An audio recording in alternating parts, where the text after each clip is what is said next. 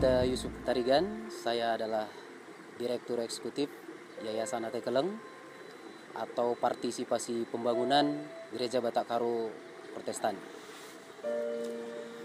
Saya sudah menjalani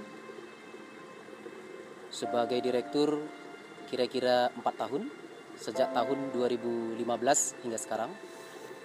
Dan di sini saya ingin menjelaskan secara singkat bagaimana partisipasi pembangunan Gereja Batak Karo Protestan ataupun pada akhirnya berganti nama menjadi Yayasan Atekeleng, tetapi kita tetap memakai nama ini bersamaan untuk melihat bagaimana sejarah itu tidak terputus.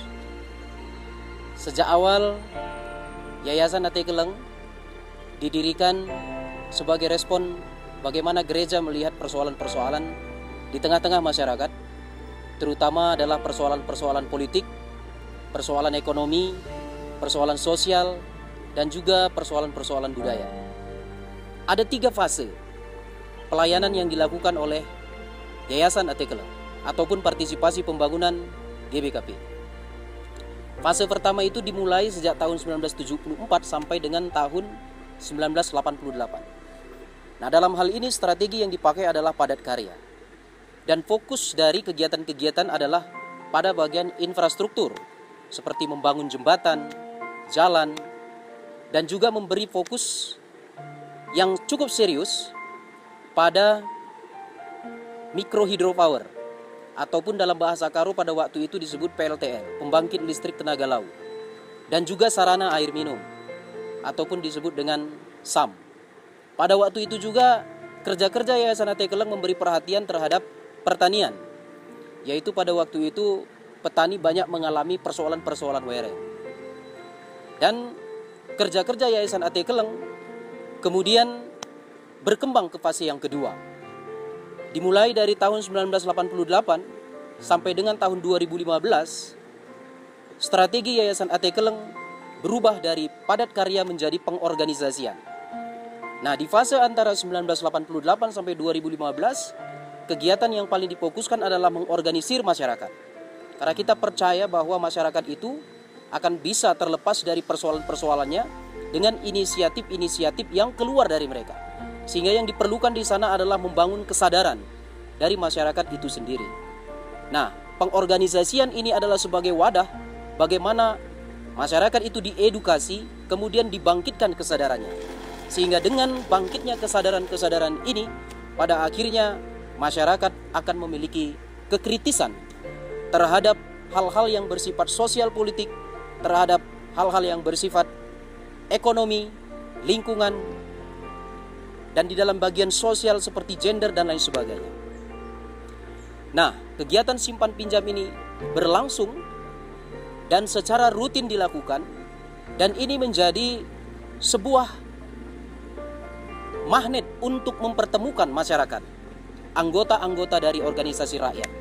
Nah, di dalam saat mereka melakukan simpan pinjam itu, aktivitas simpan pinjam itu, disitulah kesempatan Yayasan Atekeleng untuk mengedukasi, memberikan training dan pelatihan dan lain sebagainya. Saat ini fokus pelayanan Yayasan Atekeleng ada di 5 divisi. Divisi pertama itu adalah divisi sosial politik, di mana di sini ditekankan bagaimana mendampingi masyarakat untuk memahami Undang-Undang Desa nomor 6 tahun 2014. Nah, kemudian juga mendampingi masyarakat untuk sadar gender, sehingga dengan keadilan gender bisa membangun komunitas bersama secara baik. Dan divisi sosial politik ini juga memperhatikan kelompok-kelompok marginal seperti penderita HIV/AIDS atau HIV/AIDS, dan juga anak-anak, dan juga perempuan, dan juga korban-korban bencana. Kita membangkitkan kesadaran mereka untuk dapat mereka sendiri secara inisiatif memperjuangkan hak-hak mereka. Nah, divisi yang kedua adalah divisi ekonomi. Dalam divisi ekonomi, kita mulai melihat dan mengedukasi pentingnya untuk memberi perhatian terhadap bahaya-bahaya atau ancaman-ancaman kerusakan lingkungan. Sehingga yang dipromosikan dalam divisi ekonomi adalah pertanian secara organik, peternakan yang ramah lingkungan. Dan juga di dalam bagian pemasaran ini kita memiliki fokus terhadap kopi dan membentuk koperasi Desika. Dan di samping itu juga kita memiliki fokus di pemasaran untuk meningkatkan income atau pendapatan dari keluarga-keluarga masyarakat dampingan Yayasan A.T. Kelang. Nah, divisi yang ketiga adalah divisi microfinance. Dalam microfinance ini kegiatan simpan pinjam terus berjalan. Nah, di dalam hal ini kita mendampingi masyarakat dengan 5 prinsip penting. 5 prinsip manajemen keuangan. Yang pertama adalah accountability ataupun tanggung jawab, bahwa semua yang dikelola itu dapat dipertanggungjawabkan. Yang kedua adalah transparansi, bahwa dilakukan secara terbuka dan dapat diketahui oleh semua orang. Kemudian yang ketiga adalah security, kita memperhatikan aspek keamanannya. Yang keempat adalah akurasi, bagaimana kita mendampingi masyarakat itu untuk dapat mencatatkan seluruh transaksi dengan benar, akurat, dan tepat. Dan yang terakhir adalah punctuality. Di sini dididik masyarakat untuk berdisiplin, melaporkan, dan juga disiplin untuk melakukan kegiatan-kegiatan penabungan. Divisi yang keempat adalah divisi lingkungan. Nah, divisi lingkungan ini memiliki kegiatan-kegiatan yang paling fokus adalah untuk menanam pohon. Jadi penanaman pohon ini dilakukan dengan proses pembibitan yang diprakarsai juga oleh masyarakat. Jadi Yayasan A.T. Kelang mengedukasi bagaimana pentingnya mendidik masyarakat untuk berpikir jauh ke depan, berpikir jangka panjang. Bagaimana mempertahankan volume air sehingga PLTMH atau pembangkit listrik tenaga mikrohidro itu berjalan, sarana air minum pun terus berjalan, dan debit air terus terpertahankan. Divisi lingkungan juga mengerjakan bagaimana membuat hal pemeliharaan hutan dan lingkungan ini berkelanjutan dengan mengedukasi desa-desa yang dilintasi oleh sungai memiliki peraturan-peraturan desa. Peraturan desa untuk menyelamatkan ekosistem yang ada di air, dan juga peraturan desa ini adalah perlindungan terhadap pohon-pohon yang ada sebagai pelindung dan juga sebagai penahan air untuk mempertahankan debit ataupun volume air. Dan yang divisi yang terakhir adalah divisi kelima, Learning Center.